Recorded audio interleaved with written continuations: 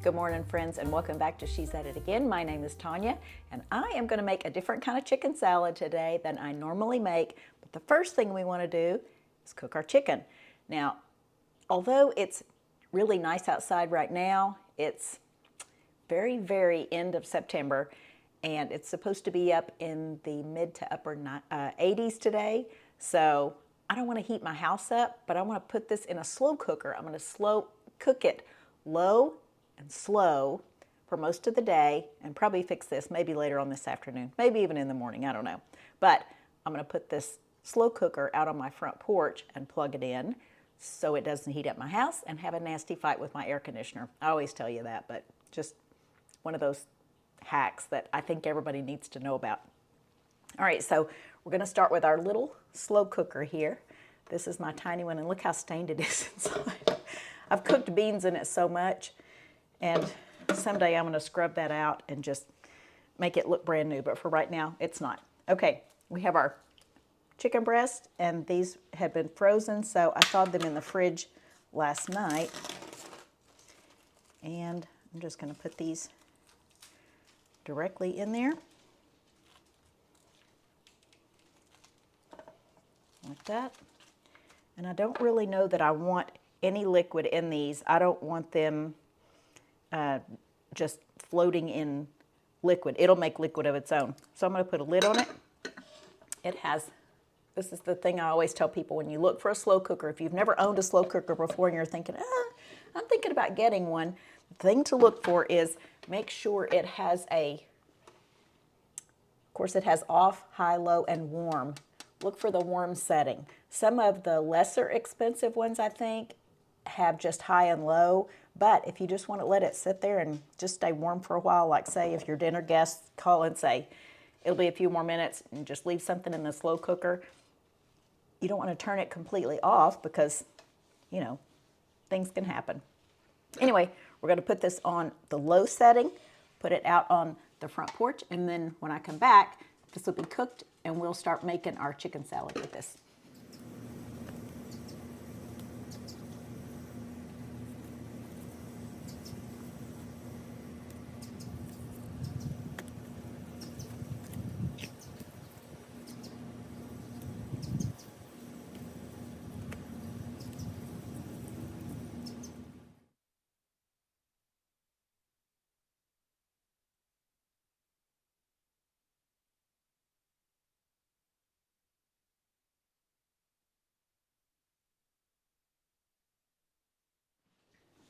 We are back. All right, it is about 2:30, but I took this out of the slow cooker. Well, I brought the slow cooker in from the porch before noon, and this is what these, this is what these look like. They're kind of stuck together, but they have so much liquid in them. I'm so glad I didn't add anything to it. I just put them straight in there like that. All right, it says to shred the chicken for this recipe, but I'm just going to chop it up and then kind of stir it. I probably could shred it.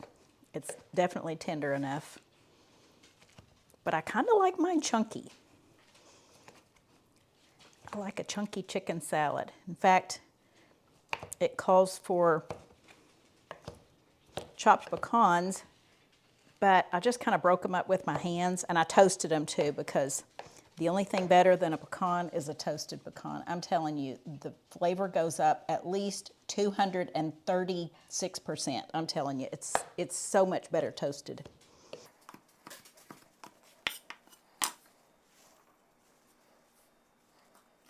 I don't think my Nana ever toasted pecans. They had a pecan orchard in their yard. We grew up picking up pecans. That's what you did in the fall. Every day of your life, pretty much. You went out and picked up pecans, and in the wintertime you shelled the pecans, but I don't remember her ever toasting pecans, at least on purpose. So I didn't know how good toasted pecans were, but they are beyond fabulous.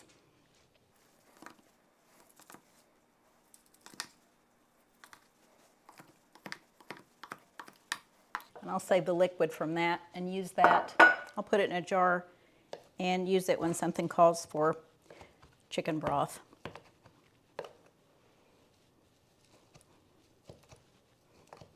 or if something calls for water and it has chicken in it anyway, I'll just ramp up the flavor with that.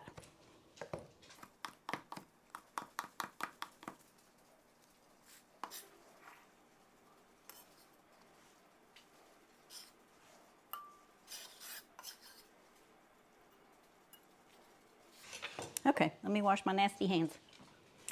Our next ingredient on the list is a rib of celery diced up, and it came out to about a third of a cup.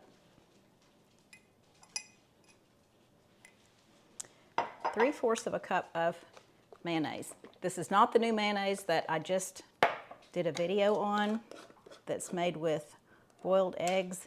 This is just avocado oil mayonnaise. And 3/4 of a cup. This is probably pourable. I've had it sitting out at room temperature for a little while.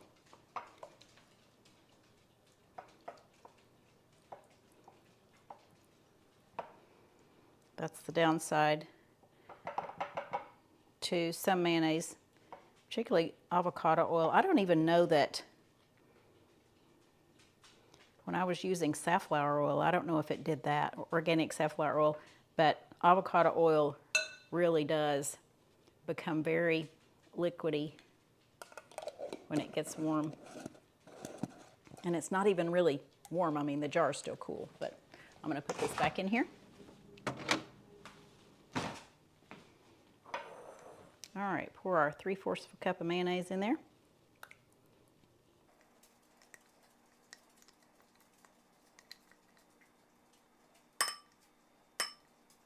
I work hard on that mayonnaise, so I got to get every speck of it out of this measuring cup. Half teaspoon of garlic powder. That's what this is.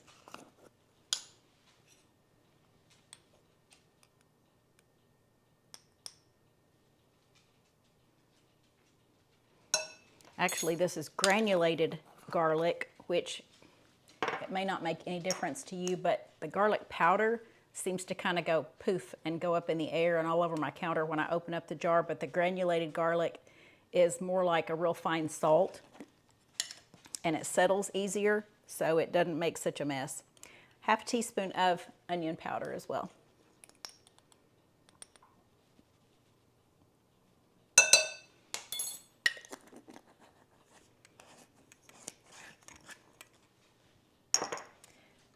Tablespoon to a tablespoon and a half of lemon juice, and this is just organic fresh lemon juice. Well, not fresh.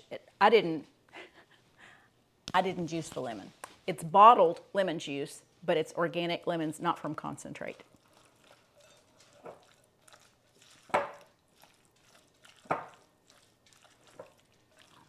That is looking pretty. Now, if you're using a commercial mayonnaise, it's going to be a lot creamier and more appealing than probably a homemade mayonnaise is. But I'm telling you, if it's a difference in looks or health benefits and taste, I'm going for the second one every single time. Okay, 3 tablespoons of minced fresh basil. And you saw me out there picking this in the backyard. I've got flower pots all over the place with fresh basil in them. So I could just about go anywhere in my backyard and pick basil from somewhere. And I almost am like a little kid that can't keep their hands off stuff. When I walk by it, I have to touch it and then smell my fingers because it smells so delicious. I kind of have an obsession with the smell of basil.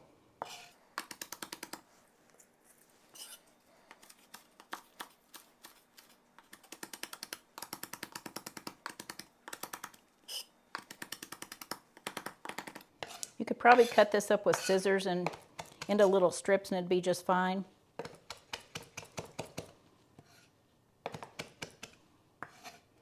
And if you use dried basil, I honestly don't know if there would be a huge taste difference, but the smell of this right now is just worth it. And since I have fresh, I'm certainly going to use fresh when I can.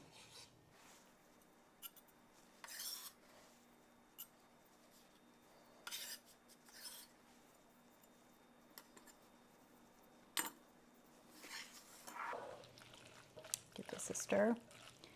And I've toasted too many pecans, so I'm only using part of these. The recipe calls for 1/4 cup of chopped pecans, and this is about how big my pieces are. Okay, how easy is that? And this looks beautiful. Let me give you a look at it.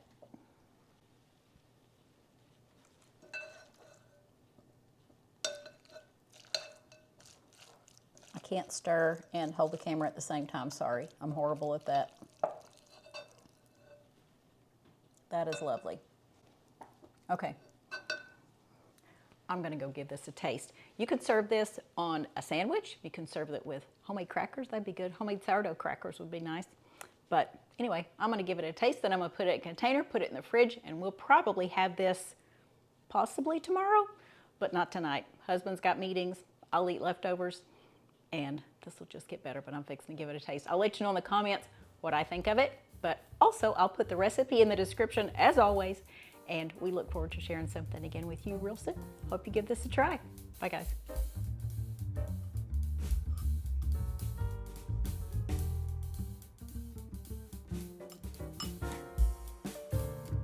Hey friends, I'm out here in the sunroom. Video's done. I've already put the chicken salad in the fridge, but I did add 1/4 teaspoon of homemade lemon pepper to that lemon basil chicken salad, and I think it's gonna give it just that little bit of saltiness that I thought was maybe missing. Maybe you wouldn't find it missing. Maybe you'd find it just fine the way it was, but I even added it to the recipe here. I'm just sitting here at my laptop. Got my dogs beside me. And not my laptop, my iPad. And I'm entering the recipe in, so I'm adding that lemon pepper to the end of this, but if you want to omit that, that's fine. But I added it to mine. So hope you enjoy it. Bye guys.